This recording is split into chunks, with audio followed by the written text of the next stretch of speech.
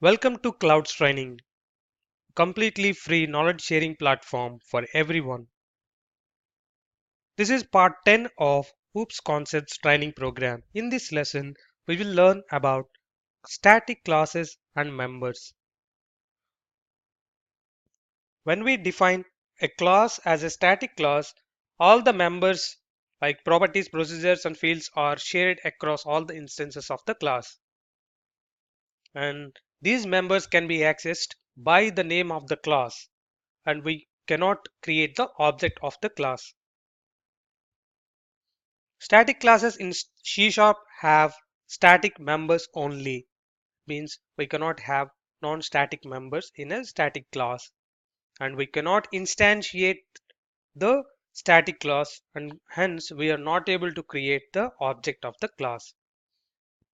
Also, a static member cannot access non-static properties or fields or methods.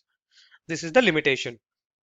Now let's see an example of how to define a static class and access the members of a static class. For that, we will be using the same Visual Studio solution from our previous lessons. Here I have created a new project which is a console application and named it as static classes and members. In this main program, I have defined a class and marked it as static class. We have mentioned that we cannot instantiate a static class. That means we cannot create the object of a static class using a new keyword. Remember, when we have discussed about the constructors, whenever a class is instantiated, the default constructor is the one which is executed first, and then the rest of the members are invoked. Now, let us try to create a default constructor here.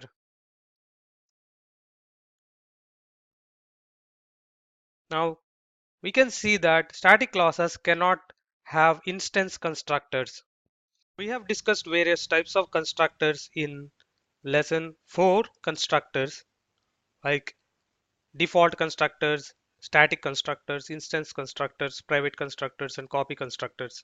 If you are interested in that lesson, you can go and watch that lesson. Now, it is proved that we cannot create the instance of an object by using a static class. Now, let's try to add members.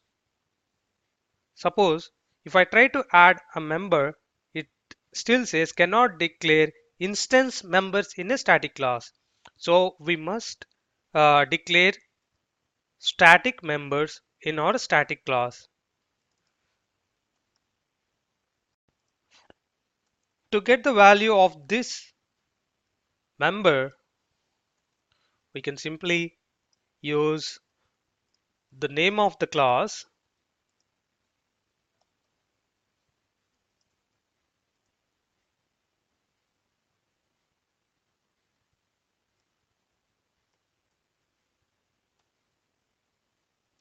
this is the name of the class dot we can directly access the member of it. So let's set this as a startup project and run. Since it is a static class and it is integer type, its default value is assigned automatically. Here we haven't created any instance of a class. We are able to access the value of this class directly. Now let's see in our program. Let's assign a value to this particular ID property. Now we have assigned 1 to this. Let's create a method. It is a simple method which in this method we will write the console value to this. So now we are calling this method, but nowhere we are updating any value in this method. Remember the rule: static classes can have only static members. Non-static members are not allowed. So now since it is static, we need to supply a static method here. If I try to make it a non-static method, you can see that it will throw an error. An object reference is required for non-static field, method, or property. Now let's run this. We can see that the value is printed to this console. This static member value is available for all the classes or all the instances of the classes that are created. So we cannot create an object of a static class, and static classes cannot have as non-static members, and it is accessible by all the instances of a class. Thanks for watching. Have a great day.